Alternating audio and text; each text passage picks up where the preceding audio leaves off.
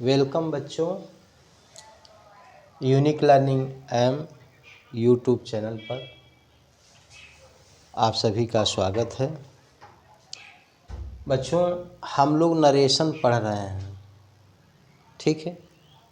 Narration में present का, future का, पास्ट का सिंपल सेंटेंस पर आधारित इन रिपोर्टेड स्पीच में पढ़ चुके हैं। अब हम लोग आज इंट्रोगेटिव नरेशन पढ़ेंगे। तो इंट्रोगेटिव नरेशन किस प्रकार से बनता है बेटा? पहला हम एग्जाम्पल लेते हैं, ही सैड कामा इन्वर्टेड कामा। इंट्रोगेटिव नरेशन दो प्रकार से बनता है। एक तो सहायक क्रिया से रिपोर्टेड स्पीच शुरू होता है, दूसरा जो है प्रश्नवाचक शब्द से बनता है। तो इंट्रोगेटिव नरेशन में हम पहले सहायक क्रिया से शुरू करेंगे। ही सैड, उसने कहा। Do you fly the kite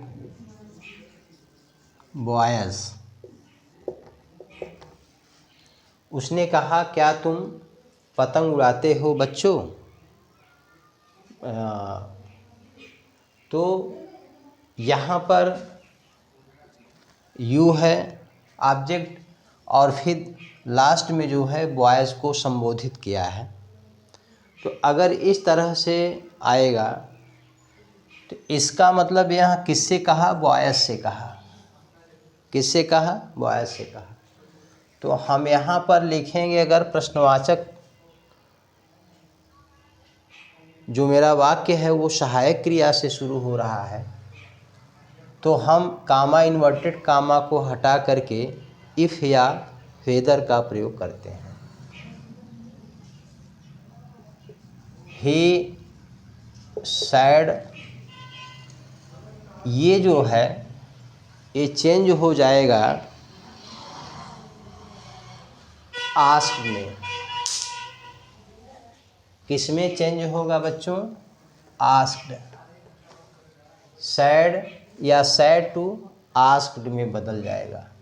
तो ही आस्क्ड, और यह सैड या सैड टू आस्क्ड तभी होता है जब हमारा रिपोर्टेड स्पीच इंट्रोगेटिव सेंटेंस में होता है। तो ही आस्क्ड, उसने पूछा। किससे पूछा? यहाँ बॉयज़ है तो बॉयज़ से पूछा। He asked the boys. He asked the boys, ठीक है। अब कामा इन्वर्टेड कामा हटा करके हम इफ़ लगा देंगे।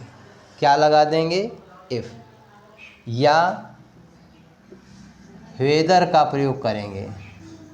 किसका प्रयोग करेंगे? वेदर का। इफ़ या वेदर का, इनमें से किन्हीं एक का प्रयोग करेंगे। तो हम लोग इफ़ का प्रयोग करते हैं। तो he asked the boys if. अब यह हम वाक्य देखेंगे रिपोर्टेड स्पीच का किस टेंस में है। तो डू लगा हुआ है, सहायक क्रिया डू है, और डू डज जो है किस टेंस की सहायक क्रिया है? प्रेजेंट इंडेफिनिट का है। तो जैसा कि मैंने पहले वीडियो में बताया है रूल कि यदि रिपोर्टिंग वर्ब पास्ट टेंस में है तो रिपोर्टेड स्पीच किस प्रकार से बदल जाता है?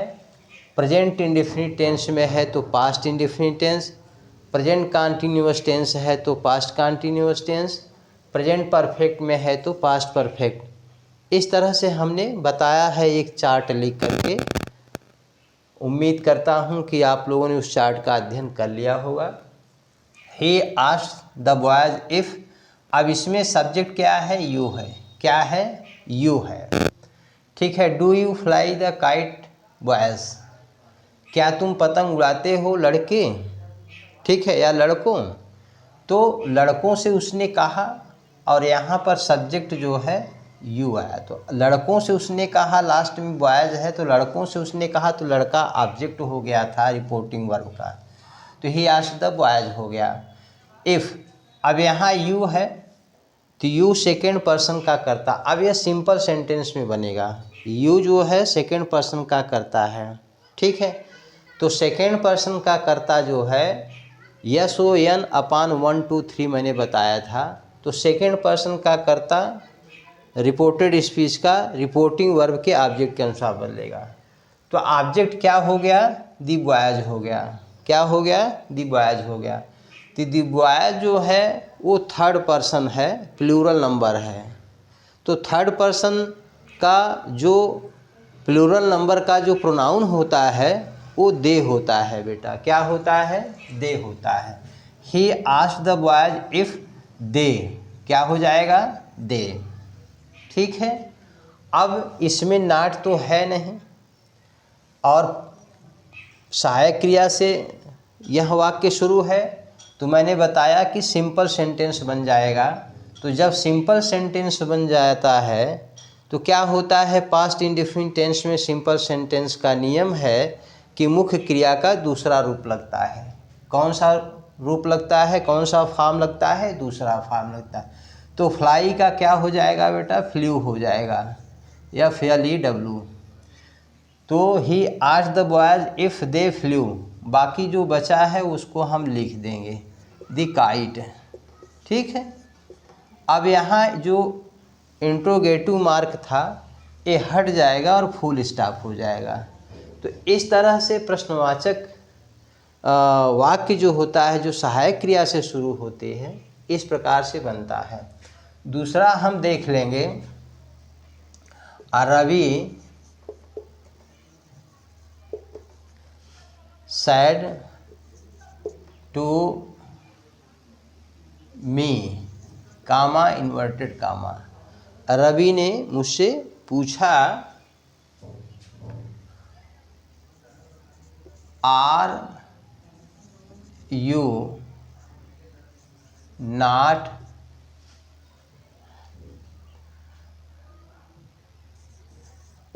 Giving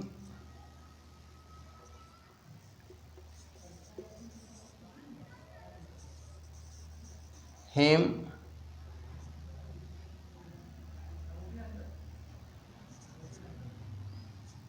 an apple.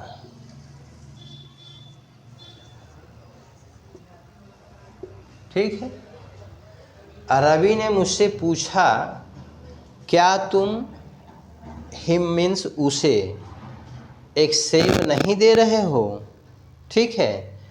तो यह भी जो है सहायक क्रिया से शुरू है और प्रेजेंट कंटीन्यूअस टेंस में है। Is are am present continuous tense की सहायक क्रिया है, मुख्य क्रिया में ING लगा हुआ है, प्रेजेंट कंटीन्यूअस टेंस है। तो अभी इसको हम छोड़ देंगे, इसको हम बदलेंगे। रवि सैड टू मी का हो जाएगा बेटा दूसरा है, तो रवि आस्क्ड मी, क्या हो जाएगा, रवि आस्क्ड मी। इसमें किसी को संबोधित नहीं किया है, जबकि इसमें संबोधित किया था बॉयज़ को, तो इसलिए बॉयज़ को संबोधित किया तो बॉयज़ ऑब्जेक्ट के रूप में आ गया, लेकिन इसमें किसी को संबोधन नहीं किया है। तो रवि आस्क्ड मी। अब कामा इन्वर्टेड कामा हटा करके इफ़ लगा देंगे। इफ़ क्यों लगा देंगे, क्योंकि ये सहायक क्रिया से हमारा रिपोर्टेड स्पीच बना है। तो इफ़ अब हम क्या पकड़ेंगे, सब्जेक्ट पकड़ेंगे, क्योंकि यह जो है अब सिंपल तरीके से बनेगा, मैंने जैसा अभी बताया। तो यू है सेकंड पर्सन का करता, तो रिपोर्टिंग वर्ब का जो सेकंड पर्सन का करता होता है वो रिपोर्टेड स्पीच का जो सेकंड पर्सन का करता होता है वो रिपोर्टिंग वर्ब के सब्जेक्ट के अनुसार चेंज होता है, ऑब्जेक्ट के अनुसार चेंज होता है। किसके अनुसार चेंज होता है, ऑब्जेक्ट के अनुसार बेटा, ठीक है। तो यहाँ सेकेंड पर्सन का करता है यू और यहाँ रिपोर्टिंग वर्ब का ऑब्जेक्ट है मी। तो यह नॉमिनेटिव केस में है, कर्ता जो होता है वो हमेशा नॉमिनेटिव केस में होता है। तो मी को अब हम मी ऑब्जेक्टिव केस है, लेकिन इसका नॉमिनेटिव केस क्या होता है, आई होता है। तब हम यहाँ लिखेंगे आई। यू के साथ आर लगा था और यह प्रेजेंट कंटिन्यूअस टेंस में था। अब ये वाक्य जो है पास्ट कंटिन्यूअस टेंस में बदल जाएगा। क्यों बदल जाएगा? क्योंकि रिपोर्टिंग वर्ब हमारा पास्ट टेंस में है। तो इफ़ आई, तो पास्ट कंटिन्यूअस टेंस में आई के साथ कौन सी सहायक क्रिया का प्रयोग होता है? वाज। तो आई वाज हो जाएगा बेटा। अब नॉट लगा है तो नॉट लगा देंगे। यह सिंपल तरीके से बनेगा। He Ravi asked me if I was not giving यहाँ पर हिम है। हिम है, ये प्रोनाउन हिम है, ही का हिम ऑब्जेक्टिव केस में। लेकिन यह किस पर्सन का करता है? थर्ड पर्सन का करता है। तो हमने SON अपान 1 2 3 लिखा था। तो 3 का मतलब तीसरा, थर्ड पर्सन। तो थर्ड पर्सन का अगर रिपोर्टेड स्पीच में कोई सब्जेक्ट या ऑब्जेक्ट है तो ऊपर हमने लिखा था SON 1 2 3। तो 3 जो है ये क्या दिखा रहा है? यन के लिए नो चेंज। क्या दिखा रहा है? No change. तो इसमें कोई परिवर्तन नहीं होगा कुछ। ठीक है, तो हिम का हम हिमे रख देंगे, हिम, बाकी same, an apple, full stop कर देंगे, इंट्रोगेटिव मार्क हटा देंगे। तो Ravi asked me if I was not giving him an apple. ठीक है ना। अब यहाँ पर अगर रवि आस्क्ड मी, कभी कभी बच्चे देखते हैं कई ग्रामर तो सोचते हैं, तो यहाँ जो है बेटा रवि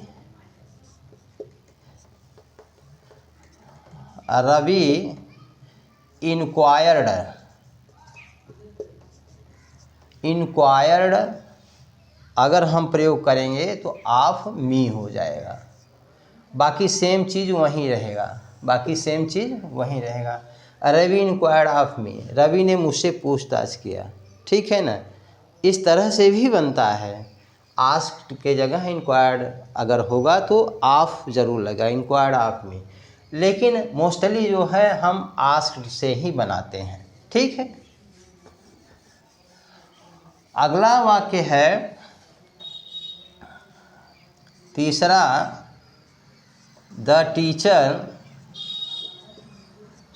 दूसरा लिख देते हैं, द बॉय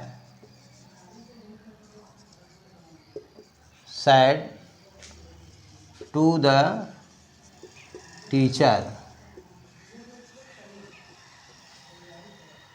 लड़का ने जो है अध्यापक से पूछा, सर में आई कम इन। ठीक है बेटा। लड़का ने अध्यापक से पूछा, सर माने श्रीमान जी, में आई कम इन, क्या मैं अंदर आ सकता हूँ? ठीक है। ये सर को हमने कर दिया है और ये जो है कैपिटल कर दिया है, में आई कम इन। तो माने वो सर को संबोधित किया पहले।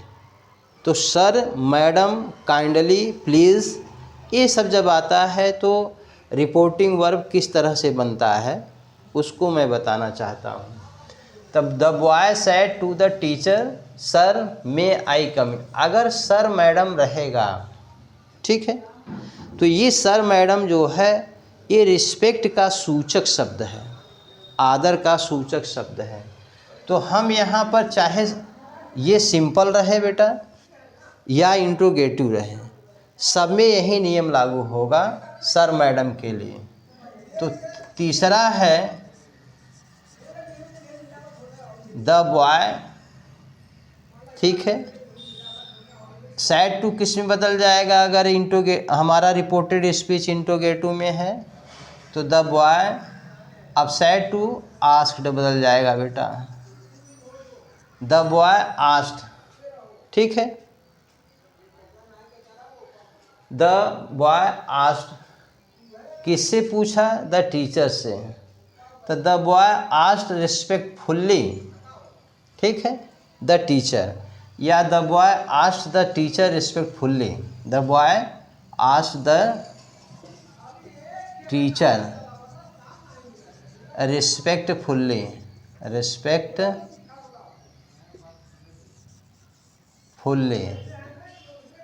the boy asked the teacher respectfully। ठीक है ना। अब लड़के ने आदर पूर्वक अध्यापक से पूछा। अब यहाँ में से शुरू है, कैन से शुरू हो, चाहे कुड से, चाहे ऑक्सिलियरी वर्ब से शुरू हो, हमारा रिपोर्टेड स्पीच माने सहायक क्रिया, चाहे हेल्पिंग वर्ब, चाहे मॉडल वर्ब से शुरू हो, तब भी हम उसको इंट्रोगेटिव सेंटेंस ही मानते हैं, इंट्रोगेटिव रिपोर्टेड स्पीच मानते हैं। तो the boy asked the teacher respectfully. अब काम, ये सर का मतलब ख़त्म हो गया। सर जो है रिस्पेक्टफुल्ली के लिए, सर अगर मैडम आता है तो रिस्पेक्टफुल्ली हम लिख देंगे, बाकी सर मैडम अपने आप समाप्त हो जाता है, क्योंकि इसका भाव रिस्पेक्टफुल्ली में आ गया। The boy asked the teacher रिस्पेक्टफुल्ली।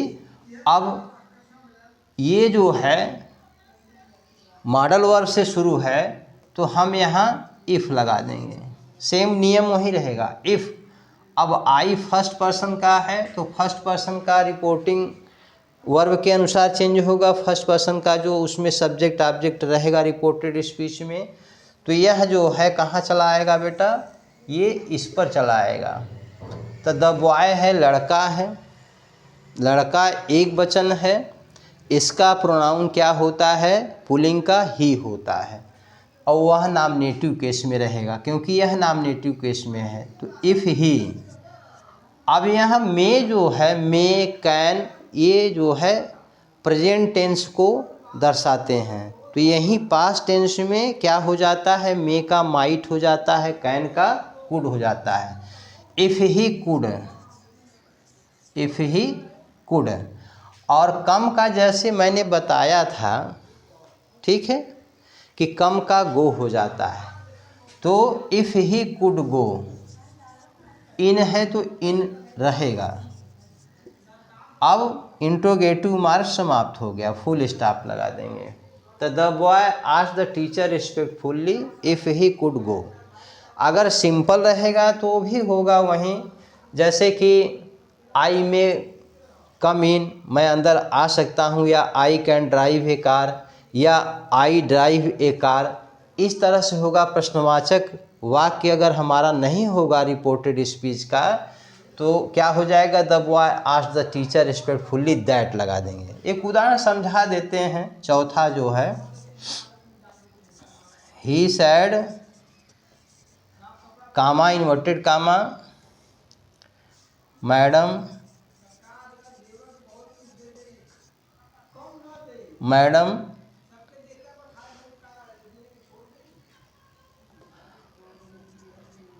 I can read English. उसने कहा मैडम मैं अंग्रेजी पढ़ सकता हूँ। तो यहाँ पर मैडम, मैंने बताया कि सर मैडम का जो है ये भाव क्या होगा, तो चौथा हम बना रहे हैं बेटा ही। इसमें ऑब्जेक्ट तो है नहीं, अगर ऑब्जेक्ट होता, ये सिंपल है, तो अगर ऑब्जेक्ट होता तो सैड टू होता, सैड टू तो है नहीं, सैड है तो सैड का सैड है लिखेंगे, ही सैड। ठीक है, मैडम के जगह रिस्पेक्टफुल्ली, रिस्पेक्टफुल्ली,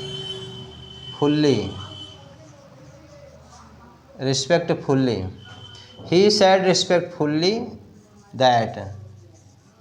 अब आई है तो यहाँ रिपोर्टिंग वर्ब के कर्ता के अनुसार बदलेगा, सब्जेक्ट क्या है, ही है तो ही हो जाएगा। अब यह पास्ट टेंस में था, इसलिए कैन का कुड हो जाएगा, he could,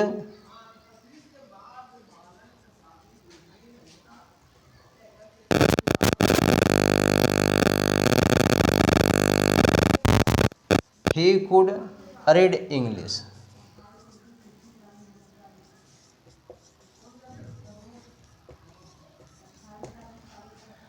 He said, "Madam, I can read English." He said respectfully that he could read English। यहाँ दैट हमने इसलिए लगाया क्योंकि हमारा ये वाक्य प्रश्नवाचक नहीं है। जब प्रश्नवाचक होगा तब हम इफ़ का करते हैं प्रयोग, चाहे वो सहायक क्रिया से शुरू हो, चाहे interrogative word what, when, how, where, why से शुरू हो, ठीक है ना, तब हम लगाएंगे इफ़, अदरवाइज हम इफ़ का प्रयोग नहीं करेंगे। तो इस तरह से ये इंट्रोगेटिव नरेशन जो है सहायक क्रिया का समाप्त हुआ। अब प्रश्नवाचक जो शब्द हैं उसका किस प्रकार से बनता है उसे मैं बताऊंगा।